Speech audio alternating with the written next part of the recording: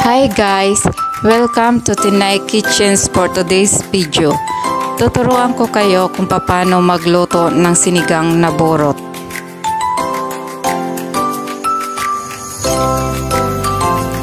Una, ilagyan natin ng tubig. Tanggalin po natin ang hasang ng isda. Yan, sariwa pa po yan. Malinaw pa po ang mata sa akin.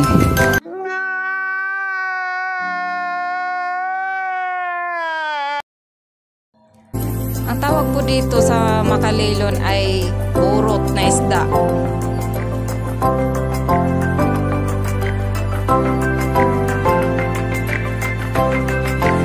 Ayan po, tapos na natin linisan ang ating isda.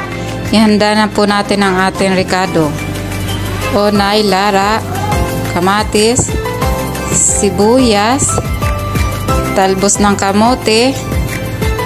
Ayun po, ilalagay na po natin sa kaserola. Unay, sibuyas. Kasunod po ay kamatis.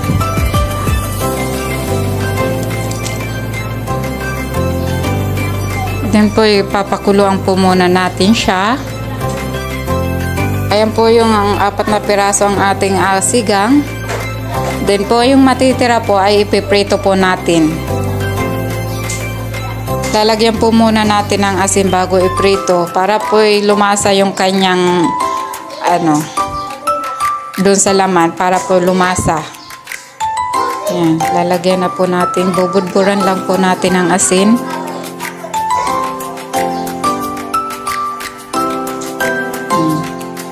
Haluin po natin pati po yung sa ilalim. Ayan.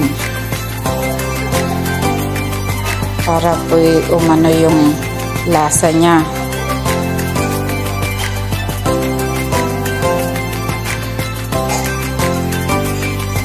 Lagyan pa po natin sa ibabaw.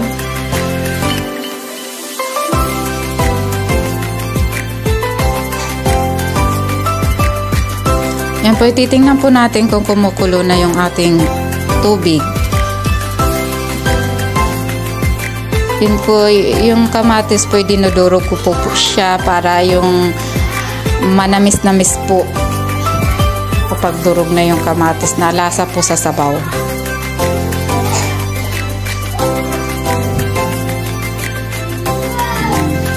Manamis-namis po yan.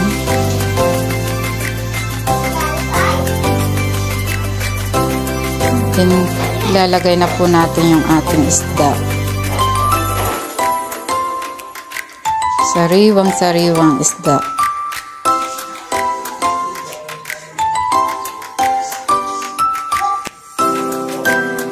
Kasunod po, lagyan po natin ng asin.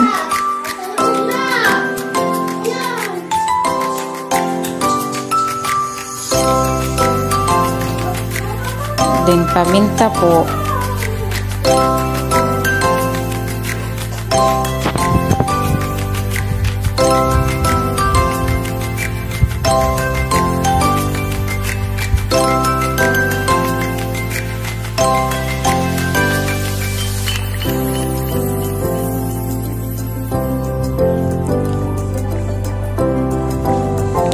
Kasunod po ay talbos ng kamote.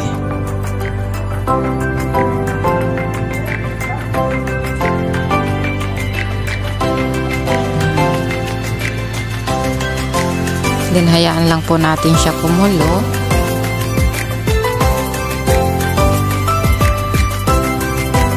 Yan, tatakpan na po natin.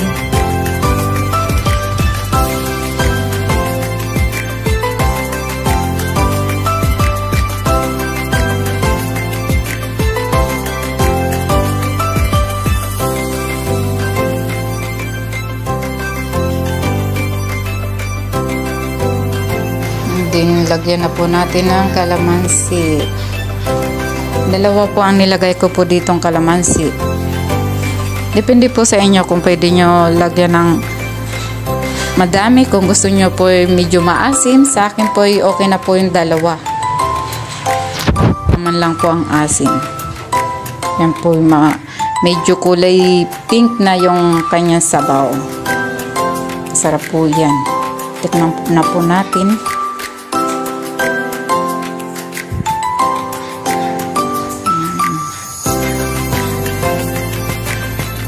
Medyo kulang pa po sa asin. Lagyan po natin ulit kaunti.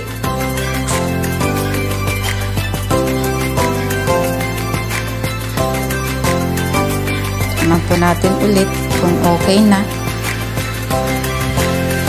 Okay na po yung ating sinigang. Pakuluin lang po natin ng kaunti. Then pwede na po siya i-serve.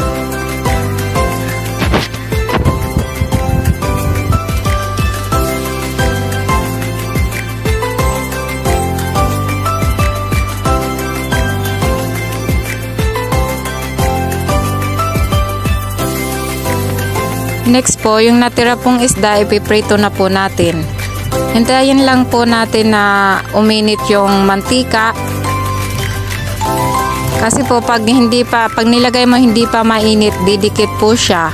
Kailangan po mainit ang mantika bago ilagay ang isda. So mainit na po ang mantika, pwede na po natin ilagay.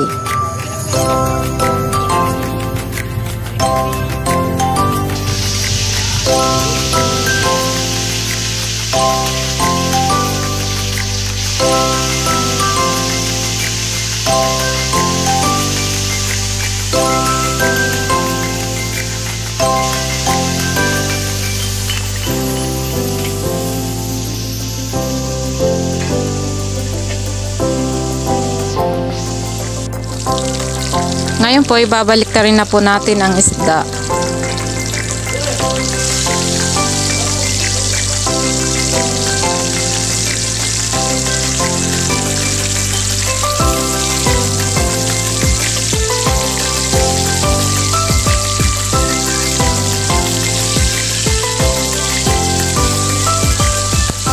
Pagkatapos po maprito na ang lahat, pwede na po natin i-serve.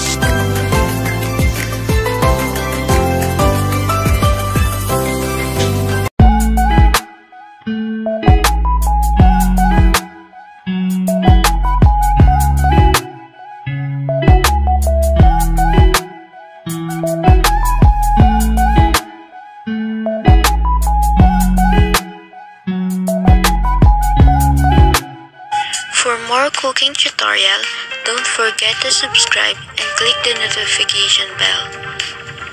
Thank you for watching.